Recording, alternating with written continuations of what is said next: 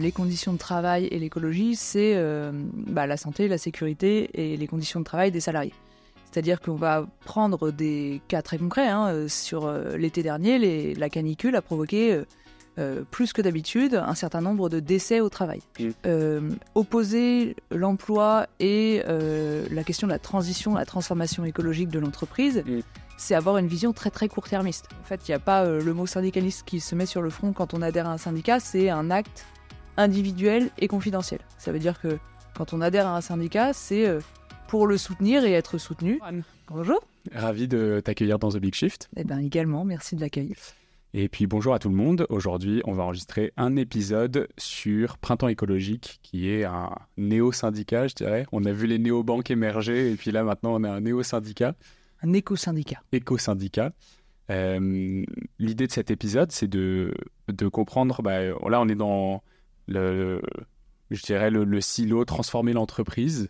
Comment est-ce qu'on fait pour transformer l'entreprise? Et puis, on va parler de cet outil du syndicat, qui peut être un outil controversé, beaucoup parmi les cadres, parmi les CSP+, les entreprises de services. On a un taux de syndiqué qui est assez faible, donc on va essayer de comprendre pourquoi est-ce que ça peut être intéressant de se syndiquer au Printemps écologique ou d'autres éco-syndicats. Je ne sais pas s'il en existe d'autres d'ailleurs. Alors, de plus en plus de syndicats vont commencer à se revendiquer éco-syndicats, mais on est un peu le premier du genre en France et dans le monde, je crois, parce qu'il n'y a pas d'initiative similaire à date pour le moment. Ok, dans le monde aussi. Alors, on n'a pas trouvé, peut-être. Okay. Mais parce que c'est une tradition très française, sociale, le syndicat, ou ça existe dans beaucoup d'autres pays sous d'autres formats Oui, je pense que c'est ça, effectivement. La notion d'éco-syndicat, elle naît au Brésil, quand on défend à la fois la forêt amazonienne et les travailleurs qui travaillent dans ces forêts pour subvenir à leurs besoins. Et donc, du coup, c'est le moment où, en fait, éco-syndicat, on lie la dimension sociale, donc travail, etc., avec notre survivance en tant qu'être humain, quoi. Donc on va faire ces liens aujourd'hui entre travail et écologie. Quels sont les liens d'ailleurs là-dessus? C'est très intéressant d'aller sur ce sujet-là. Avant tout ça, est-ce que tu pourrais te présenter, me dire d'où tu viens et pourquoi est-ce que tu as créé Printemps écologique? Co-créé d'ailleurs. Co-créé, carrément. Alors du coup, moi je m'appelle Anne, je travaille au Printemps depuis 4 ans. Anne Lecor, on n'a pas dit ton nom. Anne Lecor, effectivement. On n'a pas donné ton nom de famille, si j'en veux te retrouver sur LinkedIn, ce sera plus simple. C'est ça. Oui, donc moi je travaillais en tant que salarié dans une entreprise très conventionnelle, d'abord dans l'automobile et puis après dans le conseil. Et puis petit à petit dans l'entreprise, une dimension politique qui est née et une conscience politique aussi, à la fois sur plein d'aspects, sur les enjeux de sexisme, sur les enjeux de transition écologique. Et avec plein d'autres gens, une communauté a commencé à se créer. Il y a de ça bien 6 ans. Ça s'appelait à l'époque Pro for Climate. Et c'était des salariés de plein d'entreprises différentes, secteurs d'activité différents, tailles d'entreprises différentes, qui se sont mis ensemble en se disant mais voilà, là on va dans le mur, on est face à une transformation écologique qui doit se mettre en marche, en ordre de bataille. Et les entreprises ne sont pas suffisamment motrices dans cette transformation écologique. Et à la limite, à l'époque, c'était pas vraiment un sujet c'était pas un sujet traité, quoi. Et donc, petit à petit, en tant que salarié, on s'est constitué en communauté et on a commencé à explorer tous les leviers d'action qui étaient possibles pour essayer de faire bouger nos entreprises. Petit à petit, on s'est confronté à pas mal de limites, à la fois du côté de management, mais aussi en termes de temps, d'accès à la direction, etc. C'était quand tu étais dans l'automobile ou non, après plutôt dans le conseil? Ouais, après, juste dans le conseil. Et en fait, petit à petit, on s'est dit qu'il fallait qu'on utilise l'outil syndical parce que ça allait changer beaucoup de choses pour nous. De base, on militait en dehors de notre temps de travail, donc sur la pause de midi ou le soir. On militait avec nos petits moyens. On avait assez peu de voix et de légitimité par rapport à la direction pour porter ces sujets-là. Et on s'est rendu compte qu'en fait, le CSE, donc le comité social et économique, où siègent des représentants des salariés, élus par les salariés, avait une voix régulière auprès de la direction et que c'était là où on pouvait porter nos sujets, donc de transformation écologique et sociale. Et petit à petit, également en creusant, on s'est rendu compte que les syndicats avaient un monopole, une possibilité que n'ont pas les autres organisations, qui est de négocier des accords collectifs propres à l'entreprise. Alors les accords collectifs propres à l'entreprise, c'est en fait des lois on peut prendre un peu l'équivalent, c'est des lois qui sont propres à l'entreprise. Donc on prend l'entreprise et on se dit voilà, on va créer notre propre système de loi et on va pouvoir aller... On va mettre ton micro un petit peu dans cet axe du coup. Ah oui. Parfait. Très bien. Nickel. Et on va pouvoir aller plus loin que la loi, ce que la loi exige pour tout le monde. Donc on peut faire de l'entreprise, grâce à ces accords collectifs, un espace où on va plus loin que la loi. Et donc c'est ça qui nous a intéressés. On s'est dit voilà, on va pouvoir essayer d'aller plus loin dans ces transformations-là et pourquoi pas de pousser les murs de ce cadre juridique. Okay. Tes premiers sujets, c'était quoi du coup là-dessus ? Si on revient dans le concret, qu'est-ce qui t'a fait que tu as voulu t'engager du coup là-dessus ? Il y a du coup 6 ans de ça, hein, quand même, au début où on a commencé à s'engager, c'était des choses... voilà, on avait conscience de la crise écologique et de l'ampleur systémique qu'il fallait enclencher, mais on a commencé comme beaucoup de gens sur les questions de sensibilisation, notamment sur les questions de gestion des déchets, ce genre de thématiques. Aujourd'hui, grâce à l'outil syndical, on essaie d'aller beaucoup plus loin, c'est-à-dire de venir questionner comment on travaille, l'impact du travail et l'impact de l'activité de l'entreprise. Ton premier move, du coup, ça a été de te mettre au CSE de ton entreprise ou plutôt vous appuyer sur ceux qui étaient déjà en place pour faire passer vos actions ? Alors, du coup, le Printemps écologique, il est né de ce collectif-là, au moment où il y a la loi Pacte qui passe, et qui est donc cette loi qui propose, qui explique que l'entreprise peut avoir une autre finalité que celle uniquement du profit, et aussi au moment du Covid.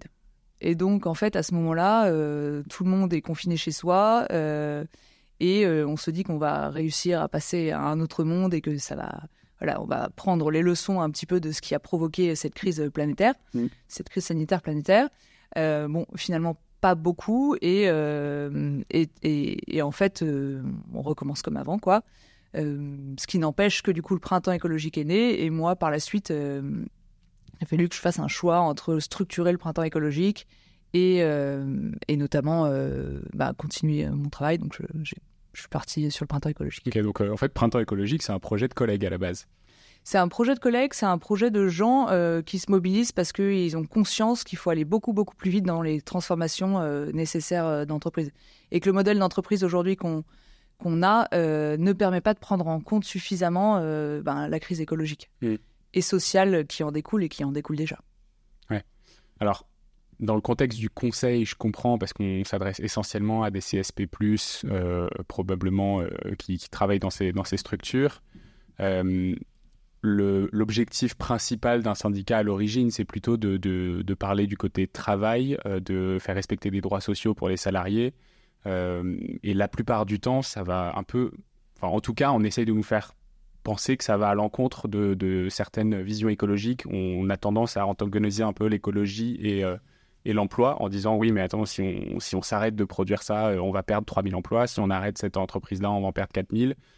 Et on met souvent l'écologie en travers de cette transformation des entreprises, l'emploi en travers de cette transformation écologique des entreprises en disant que ce n'est pas forcément compatible. Sachant que les syndicats sont essentiellement là aujourd'hui pour défendre le travail et défendre l'emploi, comment est-ce qu'un éco-syndicat se cale dans cette maille ? Un des premiers aspects qui est touché, qui fait le lien entre les conditions de travail et l'écologie, c'est la santé, la sécurité et les conditions de travail des salariés. C'est-à-dire qu'on va prendre des cas très concrets. Sur l'été dernier, la canicule a provoqué plus que d'habitude un certain nombre de décès au travail. Et là, on voit du coup très très rapidement et très très effectivement le lien entre la crise écologique et les conditions de travail. Donc ça, c'est une première chose. Ensuite, le lien entre travail et écologie, il est manifeste. C'est-à-dire que comment est-ce qu'on travaille dans un monde à plus 2, plus 3 degrés ? C'est une première question. Comment est-ce qu'on produit aussi ? Parce que ça va être tout bête, mais par exemple, à une certaine température, les ordinateurs ne fonctionnent plus. Et derrière, qu'est-ce qu'on produit ? Qu'est-ce qui va être d'utilité dans un monde où les ressources sont limitées ? Donc, opposer l'emploi et la question de la transition, la transformation écologique de l'entreprise, c'est avoir une vision très très court-termiste. En fait, nous, ce qu'on dit, c'est qu'on a besoin, et les salariés sont très très au courant que c'est un enjeu fort. On a des gens chez Airbus Hélicoptère, dans des secteurs de la métallurgie où il y a des très forts enjeux de transformation écologique, où c'est des entreprises qui vraiment doivent complètement bouger leur modèle d'affaires. En fait, comment est-ce qu'on anticipe les grandes mutations de l'emploi ? Il y a des besoins énormes, par exemple dans le BTP, dans la rénovation thermique, et il y a des emplois qui vont notamment disparaître. Alors, il y a plein de raisons pour cause de transformation écologique, mais notamment aussi parce qu'au niveau européen, il y a une nouvelle réglementation qui se met en place et qui fait qu'on ne va plus pouvoir produire ce qu'on produit dans certains secteurs. Et donc voilà, donc l'idée, c'est de se dire comment est-ce qu'on anticipe les transitions, les transformations de l'emploi, les mutations des métiers aussi, parce qu'en fait, on a besoin d'énormément de nouvelles compétences pour produire de l'énergie renouvelable, pour la rénovation des bâtiments, pour tout ça. Donc, c'est vraiment avoir une vision qui permette, alors court et long terme, mais qui permette aussi de protéger les salariés et les travailleuses. Comment est-ce qu'on fait en sorte que ces gens-là, ceux qui travaillent dans des métiers qui vont être en décroissance, comment est-ce que ces gens-là ne sont pas les perdants et ne se retrouvent pas sur le carreau ? Comment est-ce qu'on fait en sorte qu'on les ait bien formés en amont pour qu'ils puissent travailler dans d'autres secteurs, voire sur d'autres métiers. Donc voilà, la question, c'est comment est-ce qu'on anticipe ces mutations profondes du travail. Et comment vous faites alors pour vous intégrer sur ces grosses industries ? C'est vous qui allez chercher des gens en interne en disant tiens, je sais pas, tu parlais notamment de Airbus ou ce genre de gros mastodontes. Est-ce que c'est plutôt des gens qui viennent nous voir en disant j'aimerais bien transformer mon entreprise ? Est-ce que c'est plutôt vous qui essayez de vous placer dans ces entreprises-là qui sont celles qui ont peut-être a priori le plus besoin de transformation ? Alors, il y a besoin de il y a des besoins de questionner les modèles d'entreprise dans toutes les entreprises. Je pense que alors il y a des espaces où c'est encore plus pressant, plus criant parce que c'est des secteurs d'activité qui demandent des transformations majeures. Mais on a fait le choix au Printemps écologique de pas faire de choix sur le secteur d'activité et sur l'impact environnemental et social de l'entreprise. Donc du coup, on va avoir des gens de tout secteur d'activité, toute taille d'entreprise qui vont venir nous voir en disant voilà, moi j'ai envie de faire bouger les choses, je suis en dissonance aussi entre ce que je fais dans mon métier et l'impact que ça a sur les gens, sur la planète. Donc comment est-ce que je peux essayer de résoudre ce truc-là où je fais mon travail dans mon milieu professionnel et je rentre à la maison et je suis engagée à la maison mais pas dans mon travail. Donc comment est-ce que je fais pour résoudre ce truc-là ? C'est pas évident, surtout que on a parlé beaucoup à un moment de la grande démission, etc. Mais c'est pas possible pour tout le monde. Enfin, les gens ont des emprunts, les gens ont des enfants, ont besoin d'une stabilité économique et financière. Donc voilà, nous, on a beaucoup de gens qui viennent nous voir en nous disant voilà, je veux m'engager là où je peux et aussi dans mon travail parce que ça me met mal, en fait, d'être dans un espace où on ne questionne pas notre impact en tant qu'entreprise. Voilà. Vous avez combien d'adhérents aujourd'hui ? On a un peu plus de 500 adhérents. Okay. Mais ça représente un peu plus de 300 représentants et représentantes du personnel sous étiquette Printemps. Et vous arrivez à savoir dans combien de secteurs d'activité c'est très très varié ? Oui, c'est très varié. C'est vraiment très varié. On va avoir autant des gens chez Orange, chez Nestlé, dans des associations, dans des administrations, à l'Université d'Angers par exemple, ou dans des entreprises, des PME, ETI. Alors, pourquoi avoir choisi le modèle peut-être un peu éculé du syndicat ? J'ai vu dans un de tes posts sur LinkedIn où tu disais en fait on a choisi un modèle qui n'est pas si simple parce que en fait, pour chaque branche, pour chaque secteur d'activité sur lesquels vous voulez avoir un impact, vous êtes obligé de créer une société spécifique. Donc en fait là aujourd'hui vous gérez 16 sociétés différentes. Quand tu me dis c'est pour 500 adhérents ou 300 représentants du personnel, ça paraît un travail énorme. Est-ce qu'il n'y avait pas un truc plus simple à faire là-dessus ? Pourquoi est-ce que vous avez choisi ce modèle-là, cet outil-là particulièrement ? Alors, je pense qu'il faut, face à cette crise écologique et sociale auquel on se confronte, utiliser tous les moyens d'action qui sont à notre disposition. Autant la mobilisation civile que la mobilisation politique, que la mobilisation des entreprises, des salariés, travailleuses au sens large. Et donc, je pense qu'on ne peut pas faire l'économie de ne pas utiliser le levier syndical. Et aujourd'hui, il est de plus en plus utilisé pour questionner nos façons de produire et nos façons de consommer.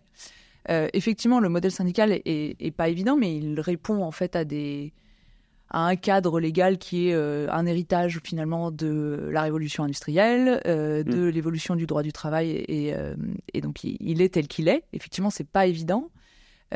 Après, ça reste, comme je disais tout à l'heure, un outil qui permet de créer et de signer des accords collectifs et qui s'appliquent alors au niveau de l'entreprise, au niveau des branches et au niveau national. Donc ça a un vrai impact sur comment est-ce qu'on construit les lois et comment est-ce qu'on construit les cadres dans lesquels les entreprises peuvent évoluer. Et donc évidemment, à mon sens, il est important d'assumer que dans l'entreprise, on doit pouvoir établir un rapport de force. Et le syndicalisme permet ça aussi. Parce que voilà, c'est du temps que les salariés ont à leur disposition pour s'engager. C'est des espaces, donc les CSE, les comités socio-économiques, qui sont ouverts pour discuter avec les directions régulièrement. C'est une légitimité. Et puis, c'est des moyens aussi, c'est des budgets. C'est-à-dire que ça permet d'avoir une action qui est bien plus importante qu'en tant que simple salarié de son entreprise. Donc ça permet d'avoir un impact bien plus grand d'investir cet outil-là qu'est l'outil syndical. Après, tu me disais une force de négociation. La force de négociation d'un syndicat, elle dépend aussi de la taille de ce syndicat, de la capacité à mobiliser des personnes en interne. Comment est-ce qu'on fait du coup quand on est un syndicat naissant pour créer cette force de négociation ? Alors, nous, on est beaucoup au niveau de l'entreprise. Donc, en fait, il y a un peu 3 niveaux dans le syndicalisme. Il y a le niveau de l'entreprise, le niveau de branche, donc qui est équivalent au secteur, et on a le niveau national. Nous, on va être représentatif, c'est-à-dire qu'on va être élu dans les entreprises à plus de 10%. Donc, on va être habilité à ce moment-là à signer les accords. Donc, quand tu dis on va être élu, c'est des personnes en interne dans une entreprise qui sont adhérents de Printemps écologique ou... et qui, du coup, aidés par l'équipe cœur de Printemps écologique, vont pouvoir porter des sujets particuliers au CSE ou à la direction. Exactement. Et donc, voilà, c'est des listes et puis ensuite des représentants du personnel, représentantes du personnel, Printemps écologique. Donc, on accompagne de A à Z, c'est-à-dire qu'on va les accompagner d'abord dans la constitution de la liste, ensuite dans la construction de leur programme, en quelque sorte électoral. C'est comme une mini-élection. Voilà. Et ensuite, tout au long de leur mandat, on va former sur les prérogatives et puis on va accompagner tout au long du mandat. Donc, leur mandat, ça dure en général 3-4 ans, quoi. Et donc, nous, on est vraiment actifs au niveau de l'entreprise. Et donc, le rapport de force, il se fait. La plupart du temps, on est élu et souvent, régulièrement, on est majoritaire. Donc, ça veut dire qu'on peut signer les accords avec la direction ou ne pas signer d'ailleurs si l'accord n'est pas satisfaisant. Et donc, nous, notre impact, il est à ce niveau-là. Donc, d'abord, il est au niveau de l'entreprise et puis aussi, il est parce que parfois, on travaille avec d'autres syndicats, on crée des listes communes, on va former des CSE et des représentantes du personnel qui ne sont pas syndiqués, par exemple, et qu'on va accompagner et former sur les sujets. Donc, on va avoir ces 2 impacts-là, vraiment au niveau de l'entreprise et au niveau des autres syndicats et des autres CSE. Comment vous définiriez, comment vous vous différenciez par rapport à un syndicat classique ? Qu'est-ce que vous faites de différent et sur quelle thématique vous forgez votre compétence ? Alors, notre compétence, c'est vraiment d'amener la question de la transition écologique et sociale comme les 2 faces d'une même pièce, de dire, voilà, écologie et sociale, c'est la même chose. Et puis la tranche, c'est la question de la justice sociale, quoi. Et donc, on va essayer d'avoir une vision du travail, de son évolution et de comment est-ce qu'on vient questionner les modèles d'entreprise, vraiment avec ce prisme, mais tout le temps. Que ce soit sur la question des salaires, que ce soit sur la question de l'épargne salariale, que ce soit sur la question de l'impact de la chaîne de production de l'entreprise, que ce soit sur la question, par exemple, des évolutions technologiques. On a quelques entreprises là qui se confrontent à l'arrivée de l'intelligence artificielle, par exemple. C'est un excellent exemple parce que on a dans l'intelligence artificielle 2 questions. La question des conditions de travail. Que deviennent, par exemple, dans une entreprise de jeux vidéo, les designers, les gens qui travaillent sur la création des jeux vidéo, qui sont en fait vont venir complètement, qui sont assistés en fait d'assistants intelligents. Et puis la question environnementale, parce qu'on sait que l'intelligence artificielle a un impact environnemental énorme de par la consommation d'énergie des data centers, des forces de calcul. Voilà. Donc c'est vraiment avoir ces visions critiques par rapport aussi aux évolutions technologiques dans lesquelles les entreprises foncent parfois sans trop se poser de questions. Ouais. Et comment vous faites alors? Parce que tous les sujets liés au travail, vous les traitez, vous accompagnez au niveau micro, donc au niveau entreprise. C'est des compétences que vous avez en interne et que vous redistribuez. Comment est-ce que vous faites? Vous vous formez? Par exemple, là, tu me parles de l'IA. Vous pouvez évidemment pas être tous experts sur l'impact environnemental de l'IA. Comment est-ce que vous faites pour pouvoir aider les gens? Est-ce que c'est du conseil? Est-ce que c'est juste de l'aide à la prise de recul critique? Est-ce que vous formulez des propositions? Comment ça se passe? Effectivement, on n'est pas tous experts de tous les sujets et heureusement. Ce serait impossible. Et ce serait pas possible. Par contre, effectivement, on a un écosystème en fait à la fois d'associations pertinentes en fonction des sujets et d'expertes qui nous accompagnent. Et en fait, l'idée du printemps, c'est d'avoir une constellation autour de nous qui puisse en fait arriver dans l'entreprise quand on en a besoin, en support des représentants et représentantes du personnel. Et ça marche bien. Je prends l'exemple là, par exemple, dans une usine où on est venu questionner l'impact d'une chaudière biomasse. Ouais. Et donc, on a travaillé, par exemple, avec Pour un réveil écologique, on a travaillé avec une association spécialiste de la forêt. Voilà. Et on a créé, en fait, toute une proposition, une contre-proposition à la proposition qui était faite par l'entreprise et qui était, à notre sens, complètement à la fois climaticide et pas du tout pertinente dans le contexte, quoi. Et donc, on s'appuie sur cet écosystème pour questionner dans ce cas, questionner ce projet-là et pour proposer d'autres choses et des alternatives, quoi.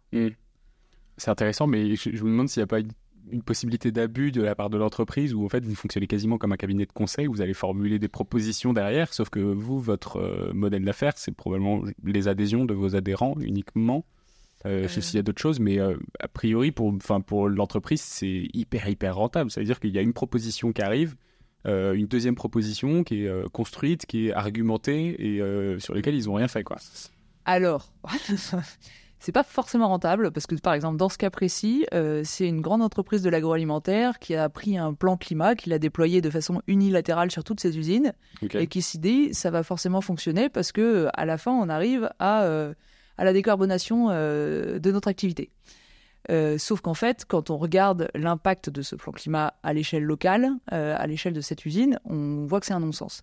Et donc nous, on arrive quand même en contre de ce truc-là, qui a été produit à grand renfort de jus de cerveau au niveau de la direction de ce groupe. Et donc en fait, non, ça les embête plutôt le fait qu'on soit contre ce projet et qu'on le bloque depuis 1 an et demi. Donc c'est pas très rentable. Et puis il faut savoir quand même que en fait, le CSE, donc le comité social et économique, où siègent les représentants et représentantes, en fait, a un budget. Et le CSE, quand il voit un projet qui lui arrive, qui lui est présenté par l'entreprise, il peut complètement aller chercher de l'expertise externe, et c'est ce qui est arrivé. Dans ce cas précis, c'est Carbone 4 qui a intervenu pour donner une expertise payée par l'entreprise. Pour dire, voilà, sur le budget du alors non, pas sur le budget du CSE, mais payé par l'employeur. L'expertise est en fait quelque chose qui est payé par la direction. Et donc de venir questionner ces projets-là. Donc, en fait, si l'entreprise fait bien les choses et qu'elle consulte suffisamment les représentants et représentantes du personnel en amont des projets et des lancements de projets, bah là, je pense qu'elle s'économise du temps et de l'argent. Par contre, si c'est, comme c'est souvent le cas, après que les projets aient été décidés, alors même que c'est hors la loi, là, elle perd plutôt de l'argent et plutôt du temps. Voilà. Ouais, okay. Et vous, avec le temps que vous passez sur ces projets, en fait, si tu me dis on est au niveau national, donc j'imagine que là, bah, effectivement, c'est très macro, vos projets, vous pouvez les répliquer, etc. Quand vous êtes au niveau d'une entreprise, ça veut dire que vous êtes obligé d'être présent au quotidien pour toutes les personnes qui sont en entreprise avec des sujets parfois très très différents les uns des autres. Comment vous faites avec je ne sais pas combien vous êtes au sein du syndicat Printemps écologique dans l'équipe de cœur, dans le noyau, mais ça doit reprendre un temps fou. Bah, en fait, on n'est pas... c'est pas non plus... Voilà, moi, au quotidien, je suis pas au téléphone sur chaque entreprise, tâche que va faire chaque militante sur le terrain. C'est pas possible. En fait, ce qui est très bien, c'est que c'est des gens engagés sur le terrain, dans l'entreprise, qui ont une idée de ce qu'ils ont envie de faire et de ce qu'ils ont envie de porter, qui ont une vision critique de l'activité de leur entreprise et qui sont parfaitement indépendants et qui savent très bien là où ils ont envie d'aller. Donc nous, on arrive plutôt pour les former sur tout l'aspect légal, pour les accompagner, pour les mettre en réseau avec un écosystème, mais on n'est pas là pour les prendre par la main, et ce serait impossible, et ce serait leur faire une insulte voilà, c'est pas le sujet. Là, on est sur des gens qui sont militants et qui ont une très forte conscience des enjeux de notre humanité, et donc qui portent des revendications. C'est qui d'ailleurs le profil type des adhérents? C'est vraiment tout type de personnes, des hommes, des femmes. On a un peu tous les âges, relativement, je pense, un peu plus jeunes que dans les autres syndicats en termes de tranche d'âge. Et puis, voilà, c'est de tous les secteurs d'activité, donc ils ont toutes sortes de métiers, comme ingé son, par exemple. On va avoir dans le service après-vente d'une entreprise qui fait des pelleteuses. Enfin, on va vraiment avoir de tout, quoi. Donc, c'est assez divers. On est en train d'étudier un petit peu plus avec une sociologue en ce moment. Sur le profil, sur les gens, sur les personas de ceux à qui vous parlez, quoi. On avait enregistré un super épisode là-dessus il y a une semaine avec Amélie Deloffre, où nous parlons climat, sur comment est-ce qu'on s'adresse justement à une cible spécifique quand on parle d'écologie. C'est très intéressant, je te recommande. Carrément. C'est quoi la suite du coup pour Printemps écologique? Vous visez de devenir un des syndicats principaux dans le paysage français. Vous sentez une âme d'opposition comme d'autres syndicats peuvent se revendiquer, ou c'est quoi votre vision? Aujourd'hui, là où on en est, c'est que 2023 a été une année super riche, parce que c'était un moment où 70% des CSE, donc les comités socio-économiques, ont été renouvelés. Donc c'est le moment où il y a eu des élections et où on a eu pas mal de listes Printemps écologique qui ont été élues. Et donc là, notre gros enjeu actuellement, c'est de former tous ces salariés et ces nouvelles représentantes du personnel pour faire en sorte qu'ils soient le plus efficaces possible sur leur mandat à venir, qui est là sur 3-4 ans. Et donc notre objectif actuellement, c'est pas un objectif d'être le plus gros syndicat de France, ça n'aurait aucun sens. Par contre, c'est clairement de faire en sorte que ces gens engagés, ces militants et militantes, soient les plus outillés, les plus armés possibles pour porter les sujets qu'ils ont envie de porter. Et donc voilà, qu'on soit le plus efficace et le plus impactant là où on est déjà et où on vient d'arriver, quoi. Ok, et c'est vrai qu'on n'a pas très bien déterminé ce que vous faisiez quand tu dis on les forme. C'est quoi votre modus operandi? Alors, il y a de tout. Il y a à la fois la question des questions. Il y a une formation obligatoire, par exemple, quand on est au CSE. Ok. Quand on vient d'être élu, on a le droit à 5 jours de formation qui s'appelle la formation santé, sécurité, conditions de travail, qui va être une formation qui permet d'avoir un peu de se former, d'avoir une première formation sur son rôle en tant que représentant du personnel. Et donc, ça, c'est par exemple une formation qu'on fait régulièrement. Ensuite, il y a les formations économiques, qui sont les formations un peu plus orientées sur comment fonctionne le CSE, quels sont les outils à disposition. On fait aussi des formations sur transition écologique et CSE, comment mettre en place une démarche quand on est déjà élu. Et à ce sujet, je vous recommande de vous connecter sur notre site internet, parce qu'on a une boîte à outils qui s'appelle la boîte à outils transition écologique des CSE. Et donc qui, en fait, récapitule plein de fiches, plein de méthodologies pour essayer de mettre en place cette démarche-là. Un peu plus loin que les poubelles à papier triées. Voilà, carrément. Qui va carrément de dire que c'est pas forcément l'enjeu le principal. Et qui est donc une boîte à outils téléchargeable, gratuite et open source sur notre site. Donc, faut pas hésiter à aller voir. Voilà. Et puis après, on va former sur plein d'autres enjeux divers et variés. On va créer du contenu sur des enjeux parfois qui sont un peu des enjeux qui arrivent dans le débat public, typiquement le congé menstruel, la semaine de 4 jours qui arrive doucement. Enfin voilà, il y a plein de choses qu'on essaie d'amener en donnant des outils à nos élus et aux adhérents et adhérents. C'est quoi le genre de décision auquel on peut arriver dans le dialogue social sur ces sujets-là en particulier ? Si tu as des exemples concrets de situations, donc là on a parlé effectivement de cette opposition dans cette entreprise, mais j'ai l'impression que là on arrive plutôt à un point de cristallisation, pas un point de dénouement, si tu veux. En fait, si le projet de l'entreprise, on est en opposition, très bien, mais du coup, comment est-ce qu'on fait pour aller plus loin et avoir le dénouement derrière ? Est-ce que vous avez des exemples concrets de comment ça marche ? Ouais, bah alors là, dans ce cas précis, on en est... Alors, si je reprends un peu la chronologie, en fait, il y a un groupe de salariés qui se dit, en fait, c'est pas possible, ce projet va détruire les forêts, nos forêts et les espaces dans lesquels on vit et dans lesquels on se promène le dimanche avec nos enfants, quoi. Donc, les 400 ouvrières de cette usine ont signé cette pétition qui s'opposait à ce projet de chaudière biomasse.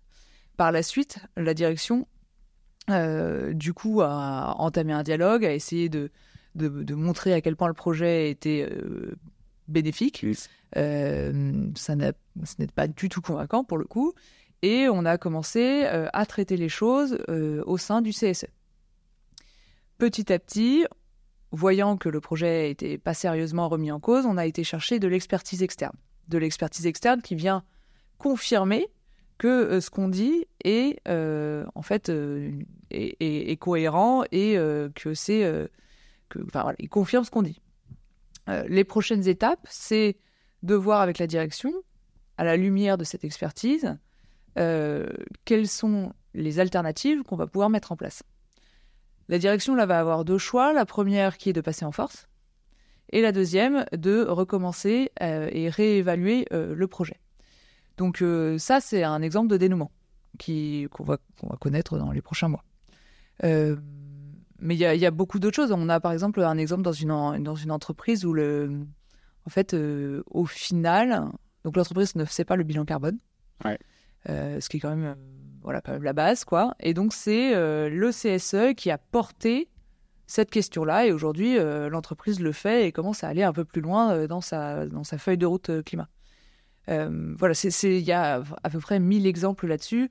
On commence à signer des accords. Donc, du coup, c'est loi propre à l'entreprise. Je schématise beaucoup parce que les accords, c'est très schématique de dire qu'un accord, c'est une loi propre à l'entreprise, mais c'est pour faire comprendre un peu la puissance du sujet. Parce que derrière, quand on contrevient à une loi, on peut aller devant les tribunaux. Donc, c'est vraiment quelque chose qui engage l'entreprise et quelque chose devant lequel elle est redevable. Donc, elle est redevable devant le juge de respecter ces accords-là. Donc, on commence à signer des accords avec des contraintes d'indicateurs de performance environnementale, par exemple, avec un suivi annuel ou un peu plus long de ces indicateurs. Donc il y a énormément de choses qui se passent petit à petit, et voilà. Et il y a aussi ce que je disais là tout à l'heure, par exemple, sur comment est-ce qu'on vient questionner l'intelligence artificielle, comment est-ce qu'on fait en sorte que on ne se voit pas appliquer l'intelligence artificielle sur les métiers de façon uniforme sans se questionner sur l'impact et qu'on ne fonce pas un peu sans réfléchir, quoi. Ouais. C'est quoi ton espoir, toi, pour les prochaines années à moyen terme sur la transformation de l'entreprise particulièrement ? Moi, je pense qu'il y a un espoir. En tout cas, ce que je perçois aujourd'hui, c'est qu'il y a une rébellion qui se fait, qui a un peu un murmure aujourd'hui, mais il y a une vraie rébellion quand même des salariés et des travailleuses par rapport à ce que fait leur entreprise. Et je pense qu'on va arriver vraiment à avoir, justement, comme dans cette usine, par exemple, des mouvements sociaux contre des directions stratégiques que vont prendre l'entreprise, qui ne seront pas forcément comme on pouvait le voir ces années passées, mais sur des fermetures d'usines ou des fermetures de sites, mais plutôt sur, en fait, non, on n'est pas d'accord avec l'impact environnemental et la stratégie que prend l'entreprise, parce que on sait que ça remet en cause le fait qu'on puisse exister dans le futur, quoi. Et donc voilà. Et un des exemples là-dessus, c'est par exemple des exemples de sabotage, qui sont des exemples de sabotage super intéressants. C'est-à-dire qu'on a des salariés qui vont, par exemple, falsifier des fichiers pour faire en sorte que le prix de transport d'une marchandise soit plus cher en avion que si ça passe par la terre. Donc on a des choses comme ça qui arrivent. Ça, j'avais jamais entendu parler de ça, c'est très malin. Ouais, et en fait, c'est un exemple de sabotage parmi beaucoup d'autres, parce que c'est des choses dont on n'en a pas forcément parlé, mais qui montrent bien quand même qu'il y a une conscience écologique qui arrive, et que les salariés aussi ne sont pas forcément dupes du greenwashing et des discours de l'entreprise. Aujourd'hui, on a des RSE qui vont avoir un objectif de plus en plus fort à ce que les salariés soient rassurés sur le fait que l'entreprise prenne la bonne direction et soit dans une démarche de transformation écologique. Mais les salariés sont de moins en moins dupes, en fait, du fait que ce soit réellement le cas. Et moi, je pense qu'il y a une rébellion qui se construit et qui s'instaure et qui, à mon avis, va pousser beaucoup plus fort qui va pousser fort, et j'espère que ça va Donc être... le défi, c'est de transformer ce murmure de rébellion en engagement, plutôt qu'en opposition stérile presque. Je pense que tout est valable. Si c'est une opposition... non, frontale, frontale, c'est tout aussi valable. Et il y a des oppositions frontales, mais on va avoir de tout. Et je pense que là, les salariés et travailleurs vont de plus en plus avoir un allant là-dessus, quoi. Et comment est-ce qu'on fait très concrètement, du coup, si on fait partie de ces salariés qui ont envie de s'engager, est-ce que n'importe qui peut faire partie du CSE? Est-ce que tu as besoin d'avoir une taille spécifique dans ton entreprise pour pouvoir créer un CSE ou être représentant du personnel Ouais, alors l'engagement syndical, parfois ça peut faire peur, Ouais. Mais il y a vraiment plusieurs échelons, quoi. La première, c'est juste d'adhérer à un syndicat. En fait, il n'y a pas le mot syndicaliste qui se met sur le front quand on adhère à un syndicat. C'est un acte individuel et confidentiel. Ça veut dire que quand on adhère à un syndicat, c'est pour le soutenir et être soutenu. Quand, par exemple, on va avoir des problèmes avec son employeur sur divers sujets, harcèlement moral, sexuel, sur le code du travail, sur les contrats, sur le versement des primes, etc.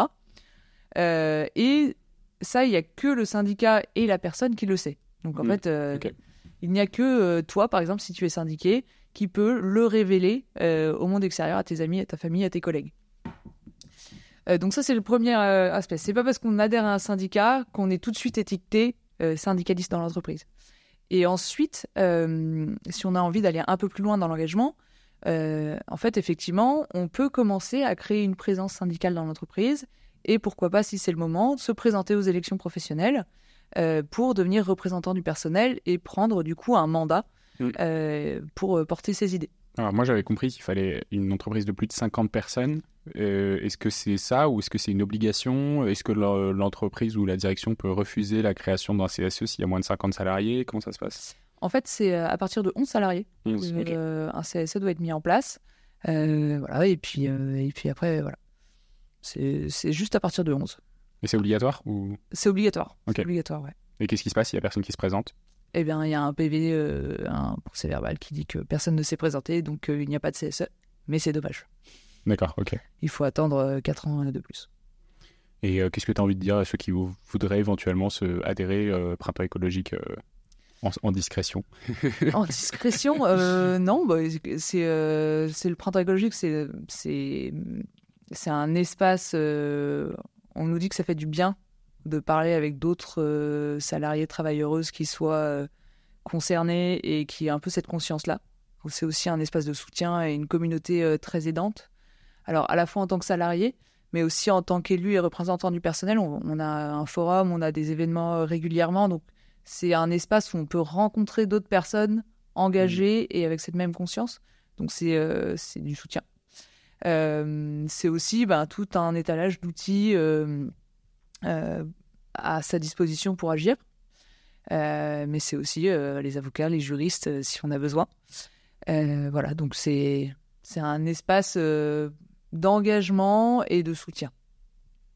Écoute, super. Merci beaucoup pour ces derniers mots, très encourageants. Merci beaucoup d'être passé dans The Big Shift. Merci beaucoup à toi de m'avoir accueilli. Avec grand plaisir. Et puis, pour vous qui êtes encore là, vous êtes mes auditeurs préférés, auditeurs RUIS, parce que je ne le dis pas assez, mais je t'ai entendu dire travailleureuse pendant tout l'épisode, et du coup, il faut que je rajoute le IS aussi. Vous êtes mes auditeurs RIS préférés. Et puis, si vous ne l'avez pas encore fait, mettez un commentaire, mettez des étoiles sur vos plateformes d'écoute. C'est ce qui m'aide énormément à progresser et à être mieux référencé sur les plateformes. Et en attendant, je vous retrouve d'ici une dizaine de jours pour l'épisode suivant. À très bientôt. Salut. Salut!